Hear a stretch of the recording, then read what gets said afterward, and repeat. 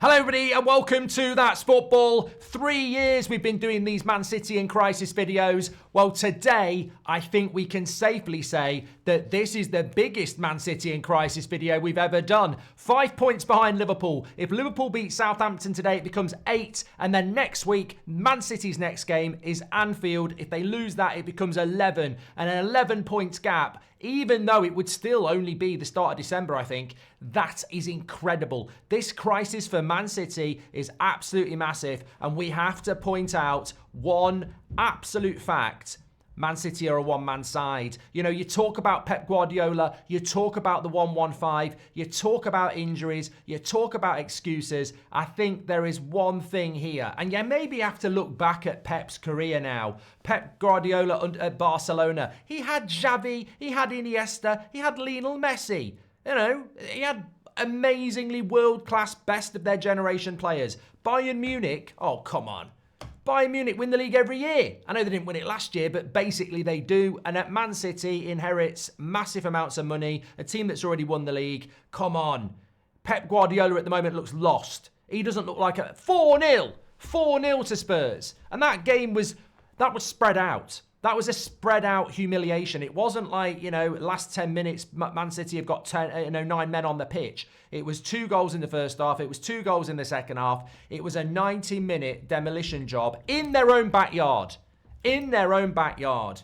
This is like, you know, I mean, I don't want to get crude on a Sunday morning, but you know what? This is like your wife having an affair and, you know, it's in your own backyard. That's what's happened to, well, I'm not saying that's happened to Pep, but what I'm saying is this is a humiliation for Pep Guardiola and Manchester City, and they are a one-man team. We knew this. Well, we knew it. We didn't realise they were so much of a one-man team.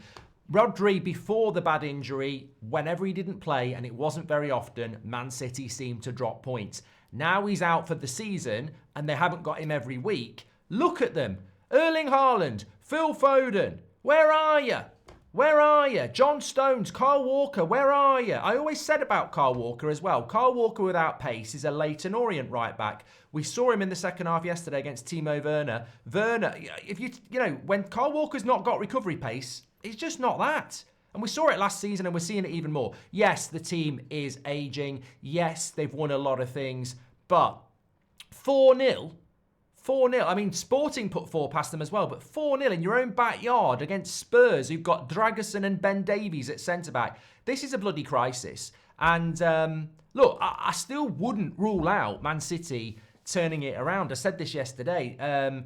Liverpool, from the position they're in, it's a lot of pressure now because it's basically they're the front runners with the gap and it's theirs to bottle, I suppose, which seems a bit unfair in Arne Slot's first season, but they have got the likes of Van Dijk, Salah, Alisson, Trent, Robertson. They've got a lot of players that have been there and done that, and they should be able to steer their ship. But it's a very competitive Premier League. You look at some of the results yesterday, like Wolves going to Fulham and winning, Palace getting a draw at Villa. It's a very competitive league, and I still think at some point Man City will click into gear, and then they're probably the only club in the league that can go and win 10, 12 games in a row, and that can be massive in a very competitive league. So I wouldn't say it's impossible for Man City at the moment, but there is an opportunity for everybody else. And let's not forget, Man City have still got some difficult fixtures to come in the next month. They've got to go to Villa. They've got United at home, okay? We don't know what that could be, but they've got to go Anfield as well.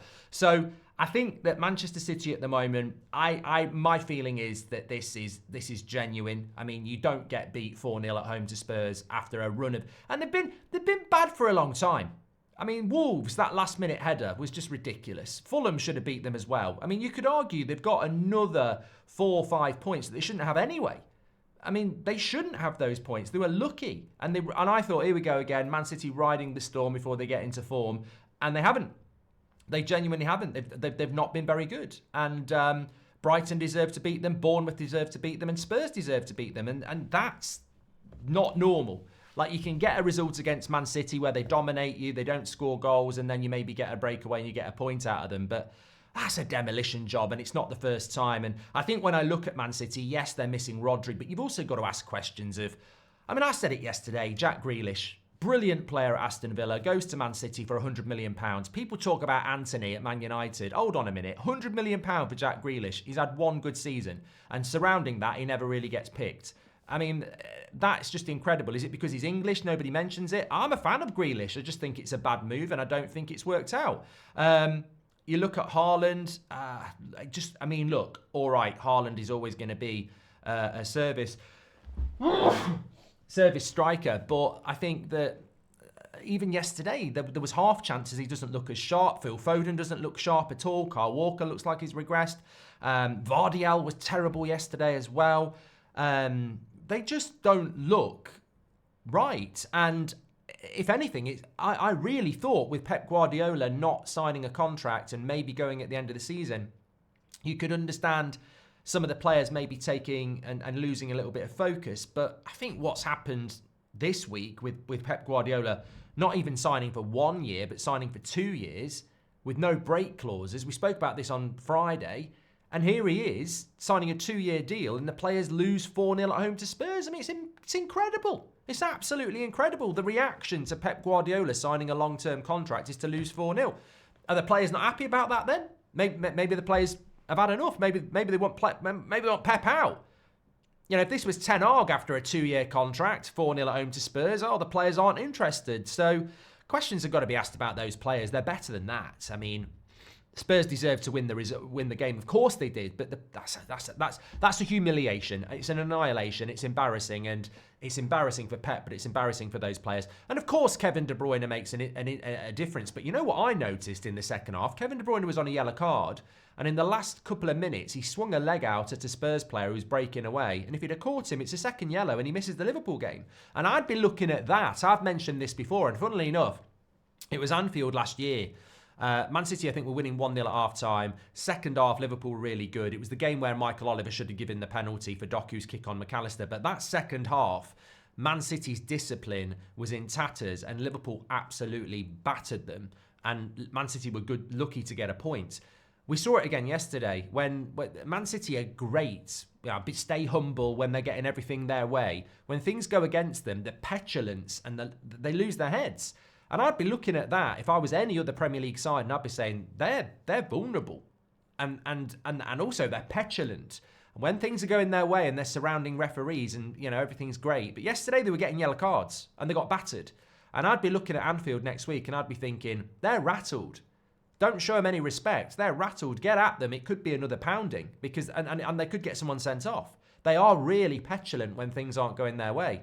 So look, I think there's a massive vulnerability to them yesterday, and there's a massive vulnerability going forward, and they are in crisis. I wouldn't rule them out the title. I still wouldn't rule them out of the title. If this was February, March, and Liverpool had the chance of going 11 points ahead if they beat Southampton and City, you'd say it's over. But because we're still in late November, there's still a lot of football to be played, and Man City, if they click, can go and win 12 games in a row.